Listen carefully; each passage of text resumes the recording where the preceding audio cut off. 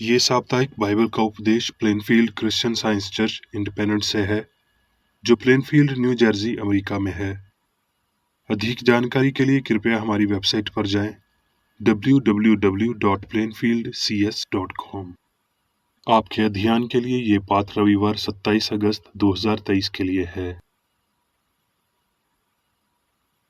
विषय मसीह यीशु। स्वर्णपद तिमोथियस।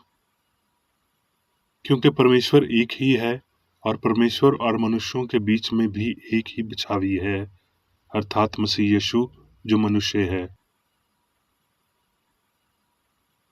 उत्तरदायी ध्यान। यशाया।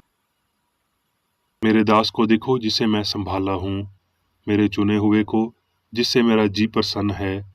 मैंने उस पर अपना आत्मा रखा है। वो अनय जातियों के लिए न्याय प्रगट करेगा। ना वो चिल्लाएगा और ना ऊंचे शब्द से बोलेगा, ना सड़क में अपनी वाणी सुनाएगा। कुचले हुए नरकुट को वो ना तोड़ेगा और ना टिमटिमाती बत्ती को बुझाएगा। वो सच्चाई से न्याय चुकाएगा।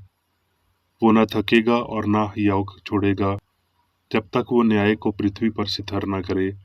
और द्वीपों के लोग उसकी व्यवस्था की बात चाहेंगे।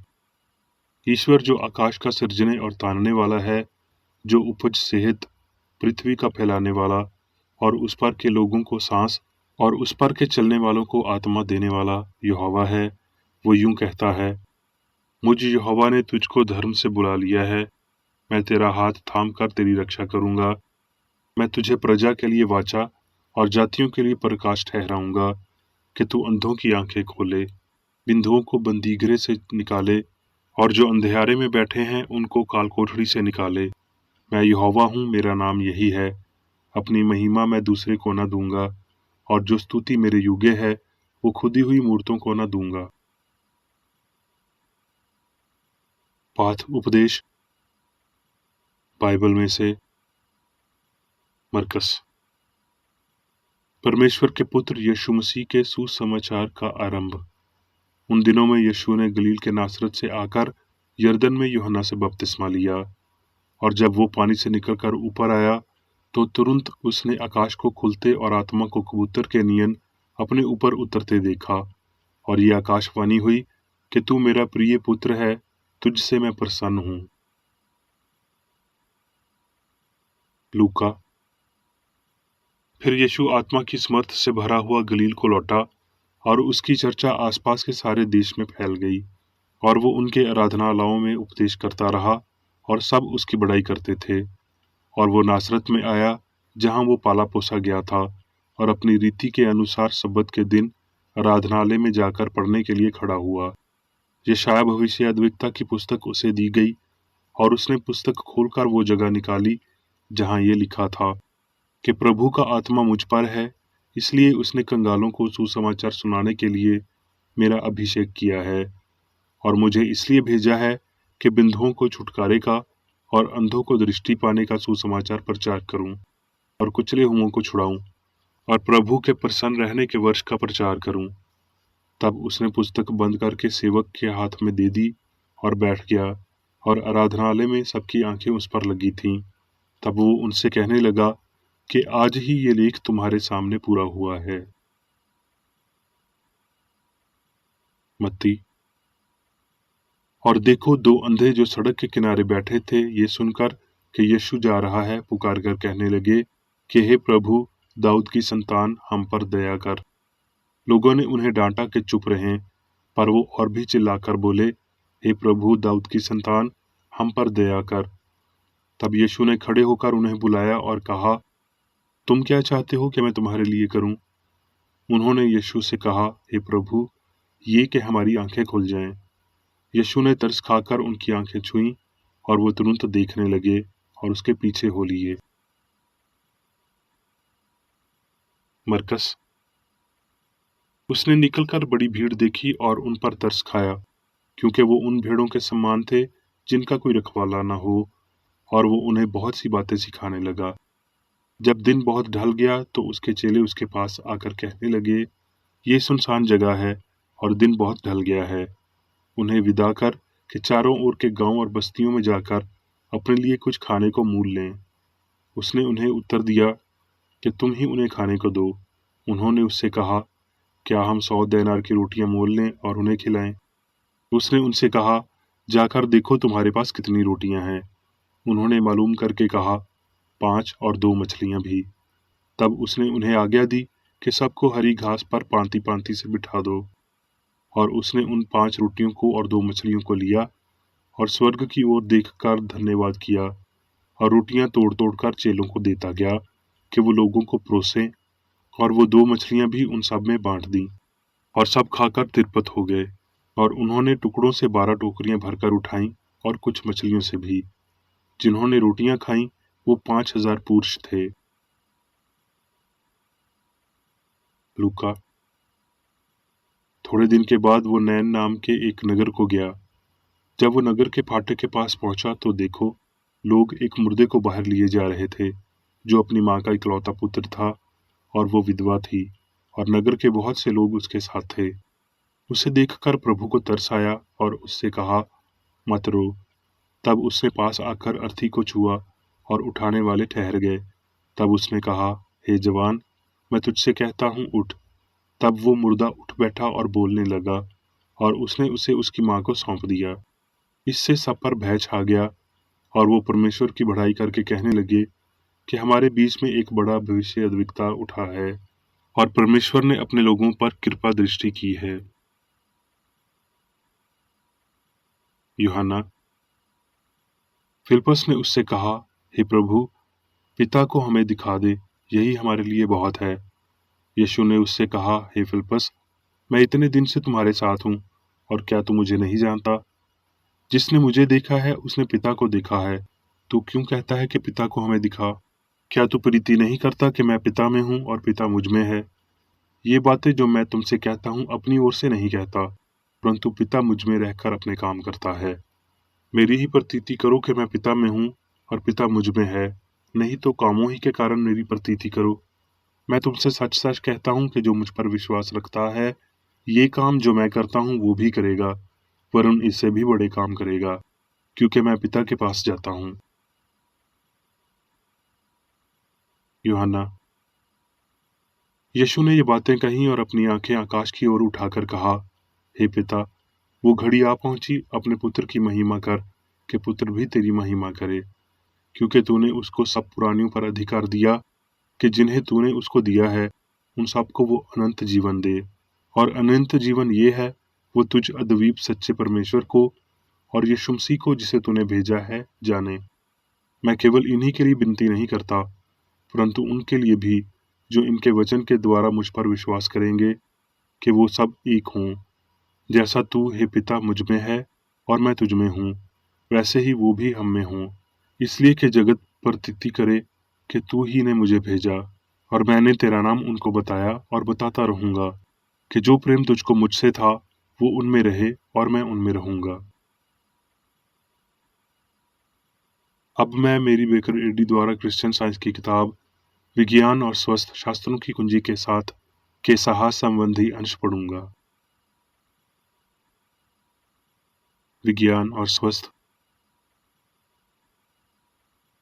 नासरत के यीशु ने पिता के साथ मनुष्य की एकता को सिखाया और प्रदर्शित किया, और इसके लिए हम उसे अंतहीन श्रद्धांजलि देते हैं। उसका मिशन व्यक्तिगत और सामूहिक दोनों था। उसने जीवन के काम न केवल स्वयं के प्रति न्याय में, बल्कि मनुष्य पर दया करने में भी किया, उन्हें ये दिखाने के लिए कि उन्हें अपना काम कैसे करना है, या उनके लिए नहीं करना है, या ना ही उन्हें किसी भी जिम्मेदारी से मुक्त करना है। यीशु ने मनुष्य को ईश्वर की शिक्षा, यीशु की शिक्षाओं के दिव्य सिद्धांत और प्रेम के इस तुच्छ अर्थ को मनुष्य की आत्मा के नियम और मृत्यु के नियम से मनुष्य की मृत्यु के रूप में ईश्वरीय प्रेम का नियम समझने की कोशिश की। यीशु एक कुंवारी का बेटा था। उन्हें परमेश्वर के वचन का उपदेश देने और मनुष्यों के रूप में प्रकट करने के लिए नियुक्त किया गया था, ताकि वो समझ के साथ विचारों को भी जान सकें। उनके बारे में मरियम की धारणा आध्यात्मिक थी, क्योंकि केवल पवित्रता ही सत्य और प्रेम को प्रतिबिंबित कर सकती थी, जो स्पष्ट रूप से अच्छे और शुद्ध मसीह यीशु में अवतरित थे। उन्होंने उच्चतम प्रकार की दिव्यता व्यक्त की, जो उस युग में एक मांसल रूप ही व्यक्त कर सकता था। असली और आदर्श मनुष्य में मांस तत्व प्रवेश नहीं कर सकता। इस प्रकार ये है कि मसीह अपनी छवि में भगवान और मनुष्य के बीच में संयुग या आध्यात्मिक समझौते को दर्शाता है। मसीह इतना नाम नहीं है जितना कि यीशु का ईश्वरीय शीर्षक। मसीह परमेश्वर के आध्यात्मिक शाश्वत स्वभाव को व्यक्त करता है। ये नाम मसीहा का पर्यायवाची है और उस आध्यात्मिकता के प्रति दृष्टिकोण जिसे चित्रित किया गया है और जीवन में प्रदर्शित किया गया है, उसमें यीशु मसीह अवतार थे। यीशु ने सिखाया कि केवल एक ईश्वर है, एक आत्मा है जो आदमी को खुद की छवि और समानता में बनाता है, आत्मा की पदार्थ की नहीं। मनुष्य अनंत सत्य, जीवन और प्रेम को दर्शाता है। इस प्रकार मनुष्य की प्रकृति को समझा जाता है। उसमें वो सब कुछ शामिल होता है जो पवित्र शास्त्र में प्रयुक्त छवि और समानता शब्दों से निहित है। यीशु के जीवन ने दिव्य और वैज्ञानिक रूप से साबित कर दिया कि ईश्वर प्रेम है, जबकि पुजारी और रब्बी ने ईश्वर को एक शक्तिशाली होने की पुष्टि की जो प्रेम करता है और नफरत करता है। यहूदी धर्मशास्त्र ने ईश्वर के अपरिवर्तनीय प्रेम का कोई संकेत नहीं दिया। यीशु ने प्रदर्शन के द्वारा जीवन का मार्ग सिखाया कि हम ये समझ सकते हैं कि दिव्य सिद्धांत कैसे बीमारों को ठीक करता है, त्रुटि को जन्म देता है और मृत्यु पर विजय प्राप्त करता है। यीशु ने ईश्वर के आदर्श को किसी भी अन्य व्यक्ति की तुलना में बेहतर प्रस्तुत किया जिसकी उत्पत्ति कम आध्यात्मिक थी। परमेश्वर की आज्ञाकारिता के द्वारा उसने आध्यात्मिक रूप से सभी दूसरों के सिद्धांत का प्रदर्शन किया। यद्यपि पाप और बीमारी पर अपने नियंत्रण का प्रदर्शन किसी भी तरह से महान शिक्षक ने दूसरों को अपने स्वयं की पवित्रता के अपेक्षित प्रमाण देने से राहत नहीं दी। उसने उनके मार्गदर्शन के लिए काम किया ताकि वो उस शक्ति का प्रदर्शन कर सकें जैसा कि उन्होंने ये किया और इसके दिव्य सिद्धांत को समझा। उनका मिशन आकाशीय विज्ञान को प्रकट करना था, ये साबित करने के लिए कि ईश्वर क्या है, वो मनुष्य के लिए क्या करता है। यीशु के शिक्षण और सत्य के अभ्यास में ऐसा बलिदान शामिल है जो हमें अपने सिद्धांत को प्रेम के रूप में स्वीकार करता है। ये हमारे गुरु के पाप रहित जीवन और मृत्यु पर उसकी शक्ति प्रदर्शन का अनमोल आयात है। उसने अपने कर्मों से ये साबित कर दिया कि क्रिश्चियन साइंस बीमारी, पाप और मृत्यु को नष्ट करती है। यीशु ने यूहन्ना बपतिस्मा देने वाले को एक संदेश भेजा, एक प्रश्न से परे जो ये साबित करने के लिए था कि मसीह आ गया था। जो कुछ तुम देखते और सुनते हो वो सब जाकर यूहन्ना से कह दो कि अंधे देखते हैं और लंगड़े चलते फिरते हैं, कोढ़ी शुद्ध किए जाते हैं और बहरे सुनते हैं, मुर्दे जलाए जाते हैं और कंगालों को सुसमाचार सुनाया जाता है। दूसरे शब्दों में यूहन्ना को बता दो कि दिव्य शक्ति का प्रदर्शन क्या है और वो तुरंत महसूस करेगा कि ईश्वर मसीही कामों में एक शक्ति है। जैसा कि यीशु ने सिखाया था कि मसीही धर्म पंथ नहीं था, ना ही कोई समारोह, ना ही कर्मकांडी यहोवा की ओर से कोई विशेष भेंट, लेकिन ये दिव्य प्रेम का प्रदर्शन था जिसमें त्रुटि करना और बीमारों को ठीक करना न केवल मसीह और सत्य के नाम पर लेकिन सत्य के प्रदर्शन में, जैसा कि दिव्य प्रकाश के चक्रों में होना चाहिए। यीशु ने अपने चर्च की स्थापना की और मसीह उपचार की आध्यात्मिक नींवों पर अपने मिशन को बनाए रखा। उसने अपने अनुयायियों को सिखाया कि उसके धर्म में एक दिव्य सिद्धांत है जो त्रुटि को निकालता और बीमार और पापी दोनों को ठीक करता है। उसने दावा किया कि कोई खुफिया कार्रवाई और ना ही जीवन ईश्वर से अलग है। अपने ऊपर आई उत्पीड़न के बावजूद उसने शारीरिक और आध्यात्मिक रूप से पुरुषों को बचाने के लिए अपनी दिव्य शक्ति का उपयोग किया। यीशु ने नश्वर मन और शरीर को ठीक करने के लिए क्रिश्चियन साइंस की शक्ति का प्रदर्शन किया, लेकिन इस शक्ति को नजरअंदाज कर दिया गया था और इसे फिर से संकेतों के पालन के साथ मसीह की आज्ञा के अनुसार आध्यात्मिक रूप से समझा जाना, सिखाया जाना और प्रदर्शित किया जाना चाहिए। इसके विज्ञान को उन लोगों को अवश्य समझना चाहिए जो मसीह यीशु पर विश्वास करते हैं और आध्यात्मिक रूप से सत्य को समझते हैं।